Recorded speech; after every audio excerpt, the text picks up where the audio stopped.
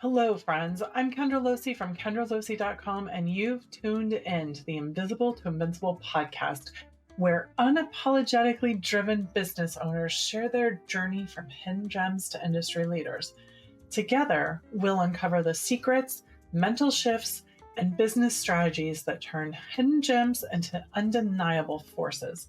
So hit that subscribe button and let's dive in.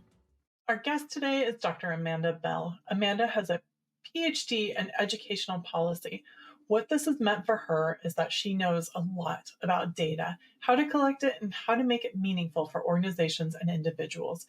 Her company, Context Matters, is on a mission to spread the word that data can be a form of compassion.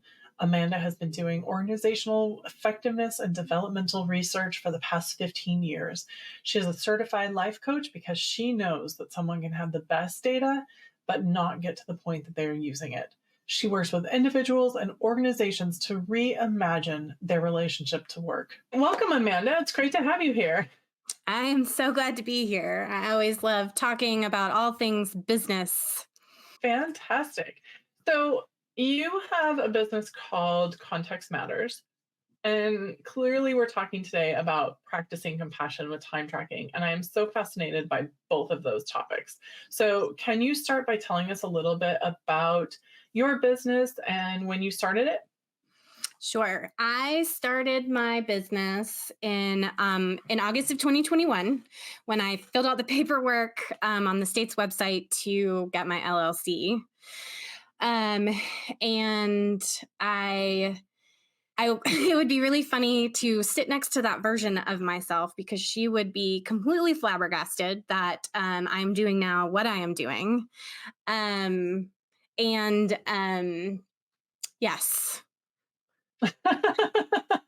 And yes, she would. Yes.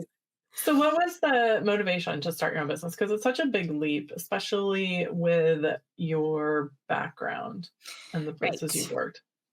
So I have worked for about 15 years in academia around organizational development. And I like to say that like my career has basically been around measuring things that are hard to measure. Mm-hmm.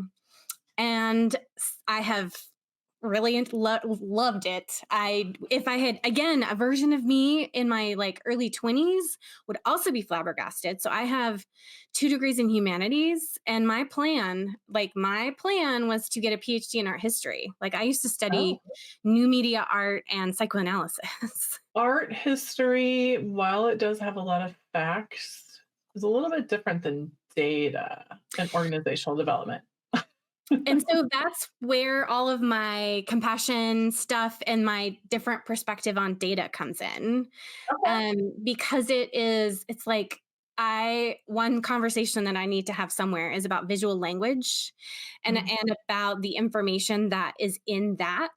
But the reason why I ended up doing the work I'm doing is because I realized that I wanted to like make a difference. I wanted to have an impact on how change happens, essentially, which is what has motivated me to understand what pieces come into play when it comes to organizational change, personal development, things like that.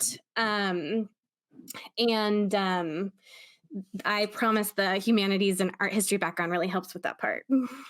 I'm sure it does. It's always fascinating. One of the things that I've always said that I love about marketing and business is that it's the combination of you get the science side and the analytical plus the creative in order to like solve problems and communicate with people. Well, and the thing about data is I had a mentor once. He probably didn't even know she was a mentor, but she said so many things that I was just like, oh my God. So in part of measuring things that are hard to measure is building rubrics. I don't like to call them rubrics because they have a bad name because we've all had bad experiences with them. Yeah. It's basically trying to qualify what success looks like. Okay. And, it's like, if you think about like good, rate this, whatever, good, better, best, or something like that. That's a bad example. But, and the story that she told was that when she was working in academic departments, she would go to like the chemistry faculty. And in a rubric, you can write words in the boxes. Like you can say good, or it can be like a scale of a 1. And so she'd go to the chemistry department and they're like, we don't care if it's good, just give us the number. Like we want to know if they're a 1 or a 5. And then she'd go to like the art faculty and they would be like, we don't want these numbers. We just want the words. Like we want to know if they're good or excellent. And there's a huge difference between good and excellent. And so that's the thing about data. And that's where I think kind of thinking about it in different frames comes into place, is that there are like, there has been a bit of a tyranny is a bit of a strong word, but I'm going to use it. Tyranny around what data is, who gets to interpret it, how to do it. But really, it's just a bunch of rules that are less exact than one might think. And so when you kind of look at them more holistically, rigorously, of course, right? I'm not doing anything unethical or whatever. It really starts to broaden the picture of what data can, and I say it like this, feel like in your body, because Mm. most people experience it of like something that's very separate from them. Like for a while, I was doing a lot of research around a concept called mathematical self-efficacy, which is basically the idea of how good we think we are at math. Oh, And that how good we think we are at math actually predicts how good we are at math. It's like not a chicken or egg. It's like that belief in ourselves. So that then kind of really starts to narrow down who can and can't do math. isn't that part of the like, well, first, I love that quote by Henry Ford, that's whether you think you can or you think you can't. It's you're right. And then the second thing is that isn't that part of like the problem why they had to recall that one Barbie like a million years ago that was like math is hard Oh, right. Yes. I mean, but what's so because funny you're about training a that, whole generation of girls who are playing with that Barbie to think that math is hard, so we can't do math. and recalling the Barbie didn't help. No, of course not. Of course not. I mean, the Barbie was not actually the problem there. And It's and the that bigger.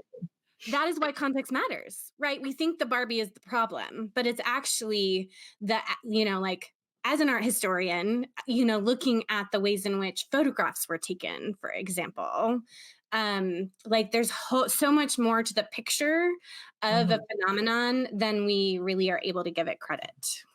It's so interesting because whenever, and I know I want to talk about you and your story and your personal brand and all that too, but first I want to talk about data here for a second because it all goes into the mindset and the beliefs that people have about themselves. Because when you start to look at data, like for example, I was doing some research for my program to teach women business owners specifically, how to use live video. And one of the stats I came across was like video is 60,000 times more effective, and you can build deeper learnings and connections with people than text. So I started chasing down that fact through the rabbit hole of the internet, as one does, and ended up in like Entrepreneur India. And then that had, and it ended up nowhere, right? Like that fact and chasing that fact just basically took a couple hours out of my life, but didn't take me anywhere other than I'm not going to use that fact because there wasn't any basis behind it. Mm-hmm. So I think that it's really easy for us to find those facts online and say, okay, this is happening. So this is what we see. So this is what we perceive. So there's a woman who has started a company her name is Heather Kraus, and her company is called We All Count. Mhm. And she has a data equity framework that points to what you're talking about, which is to ask questions of information that we're collecting so that we can get a better sense of where it's coming from in terms of who's saying it, how it's funded, how Mhm. they came up with the information. Because what you're talking about in terms of the long term, for me, my own personal, want to say brand or mission, is to empower more folks to understand that there are frameworks like that they can use to empower themselves to be a data user. Because the fact is, people who are data people just have sometimes the guts to like stand up for something because they think they have a rationale that's going to support them. So Hmm. like as soon as you have a rationale and like you have at least like two layers of like support, you're just as much of a smart data person as like the economists that I've worked with.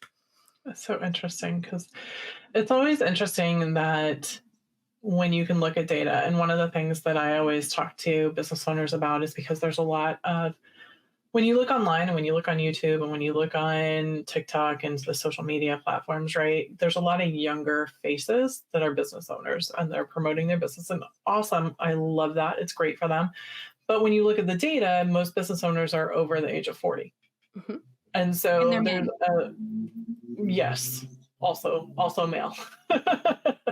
So when you start to look at like the top voices and the top people, it's you're seeing male faces and you're seeing older male faces and younger, and then the women are typically seeing younger female faces because they're not afraid of technology. And then it creates that perception of this is all I see, this is who that's for. Mhm. And that is an incorrect perception. And so when you start to look at that data or those like internal studies that people do, Mhm. how do you help people unwind that? Because it's not necessarily a data point, it's one they've collected in their head. This So pattern. one of the things that I do most in my work, either with organizations or individuals, is mapping mindset, mindset and underlying beliefs to practices, so that we take what you call those like internal data points and we put them up against something else. Like in the qualitative research world, it's called triangulation. And so it's this idea that, okay, so let's first verbalize this is true. Let's say there are only younger women who are starting businesses. So then it's like, okay, all right, let's be nice to myself. Let's be nice to myself. Let's go see where there are a couple places. And then to kind of think about where are these places coming up with their information. Um, so that you can create a more holistic picture of what Mhm. is true. Yeah, I think that's really interesting.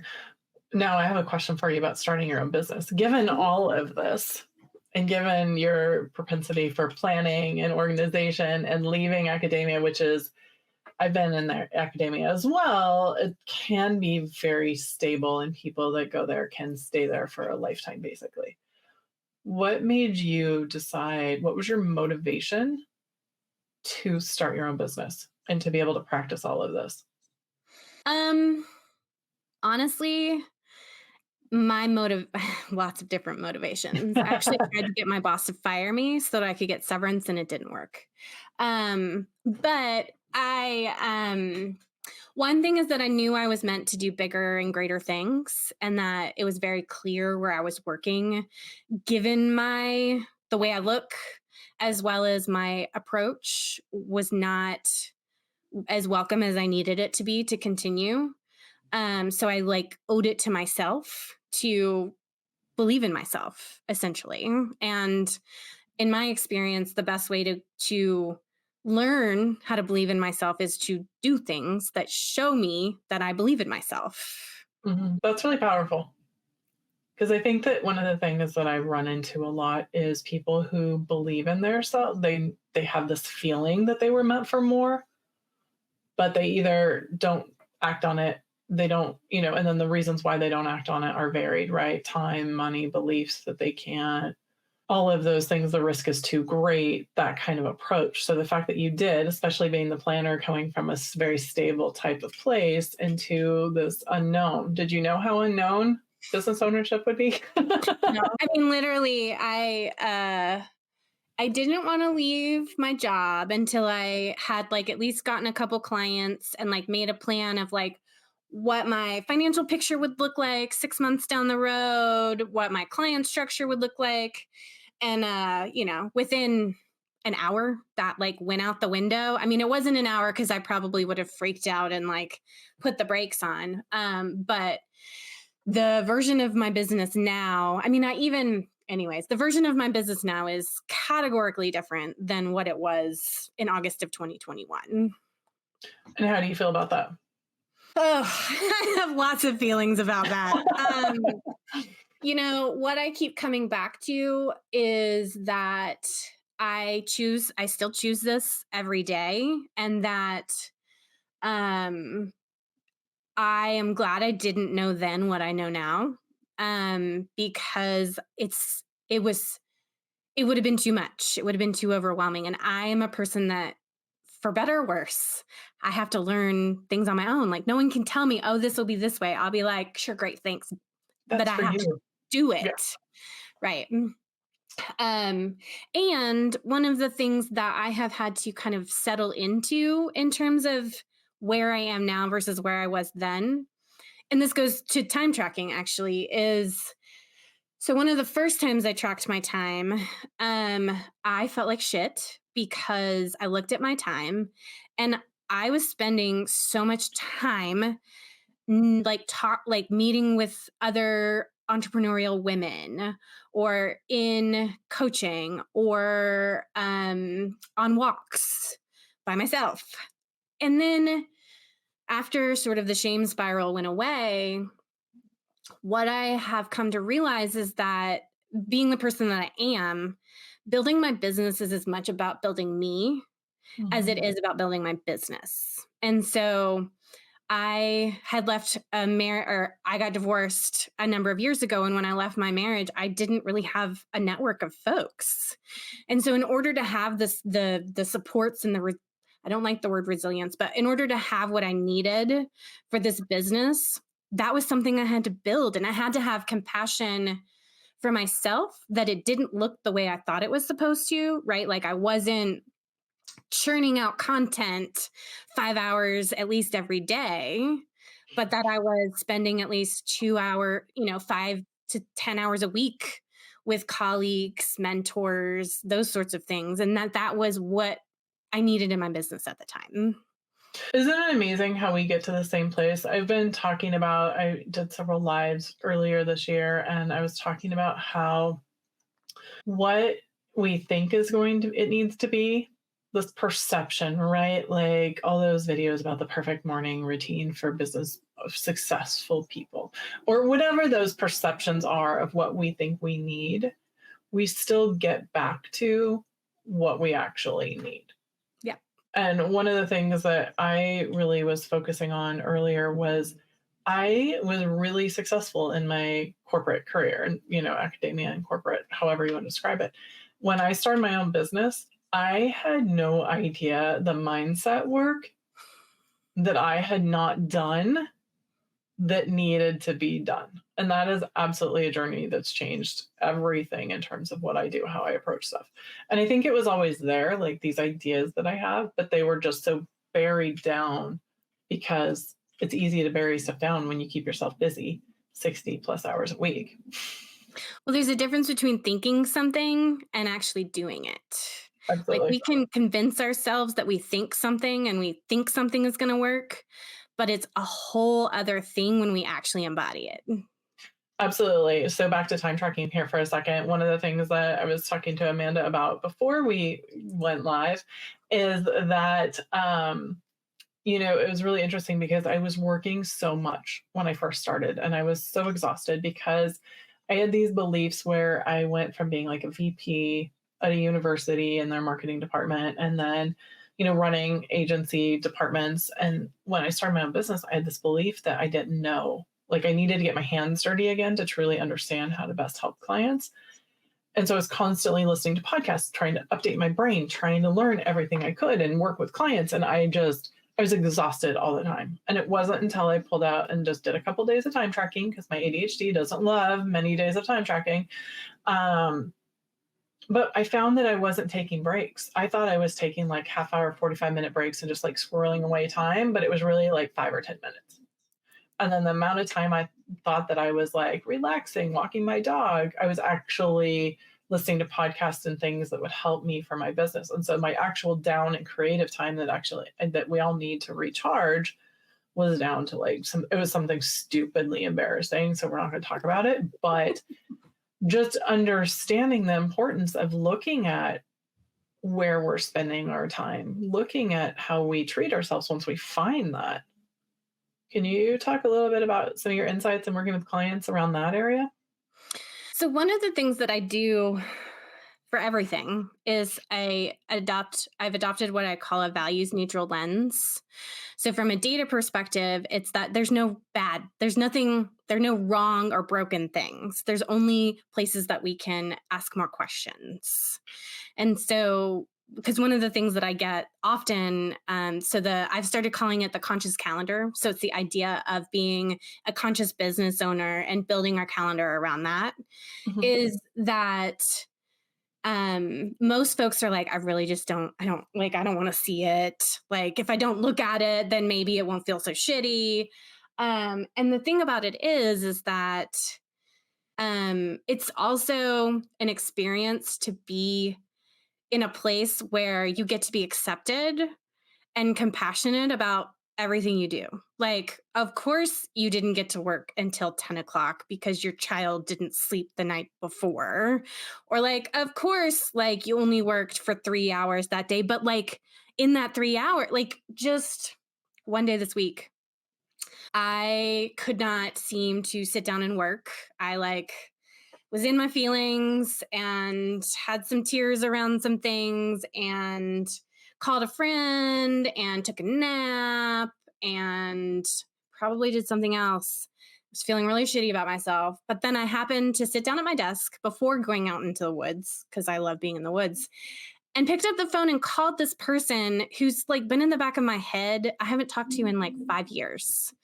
But I was like, I heard something was going on in her organization, and just on a whim, I called her. I'm not a fan of calling people; is not my favorite, and I've never done something like this before in my life. Picked up the phone, she answered. I have a meeting with her in 3 weeks. So it was like, so this is one picture of like, yeah, I probably did 30 minutes of work that day, but the 30 minutes of work that I did in terms of Mhm. entrepreneurial work is going to be like a potential really great lead generation for me. My dog's really excited about you doing that, by the way. I'm so glad. Me too. But I think it's an opportunity to really reframe this idea of like what our calendars should look like. So it's like to take off that lens of like, okay, one, I'm going to see that I'm bad. Two, I'm going to see that I didn't work enough to kind of scale that back. And one of the things I like to think about is one, first, let's talk about what are the things that are a part of your capacity. Like, what are things that you have to have capacity for on a regular day? And I love working with women entrepreneurs because oftentimes, it's like that list of things that we're keeping track of with our kids all of the time, or like doing laundry, or all of that sort of hidden labor that we talk about that we really don't account for when we think about how we're doing. It's like I have one client who's actually a coach, and she did the whole process. She tracked her time. I also analyze a Google calendar to get a more historical analysis so that time tracking part doesn't have to be so painful. And then I also analyze an interview, and like after the whole process, she was like, you know what, I didn't even write down where I was responding to my clients either over text or email. Yeah. I was doing Mhm. all of that other work and I didn't put it in any of this, right? Mhm. So yeah, I could talk about this forever because there's just, in terms of broadening out that picture of like context matters. When we talk about time, I mean, it's like Salesforce, I think, is the company that has everyone's hourly rate in their calendar invites, which I think, meetings, we've all been in those meetings, but like that is one way of looking at time. But there also needs to be another, like, okay, like, what is the quality of my participation? What is the quality of the container that we're looking at? That is just a bigger picture in terms of what we track around time. That's super interesting, especially with, like I said, I've had a lot of clients that are similar with me with ADHD, where the idea of tracking something, like you actually have to do it. And it's like becomes this monolithic thing of like, okay, I'm only going to do it for these days.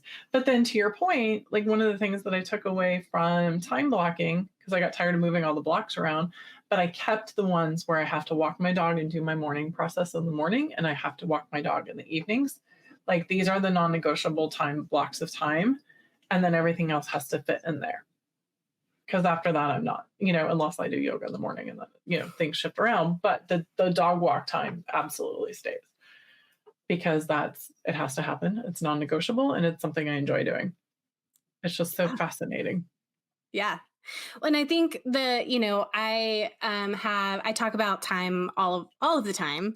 And I encounter a lot of people who either say like, I cannot hear one more time management, Right. anything, or please don't tell me to time block. And the thing about this idea of having compassion and like the conscious calendar is that one of the things that we have not really been, that's not been normalized for us is really having the ability to create a baseline of what is real for us versus Mm-hmm. what we think we should be doing. That's really interesting. And for people who want to know more about that, how can they reach you, Amanda? So my website is contextmatters.work.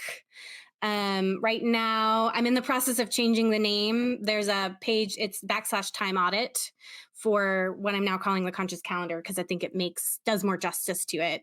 And then I'm also on Instagram where I like to play around probably too much at Amanda_context matters. And the links will be below. And if you are listening to this, they'll be in the show notes and you can find and reach out to Amanda because I know I am really curious about the conscious calendar because anything that can go with the flow of how I work versus me feeling like I have to like set these huge guardrails of shame. Like if you go over it, don't go over it. I want to know And what the guardrails of shame would look like. Like, would they be like giant chain fences?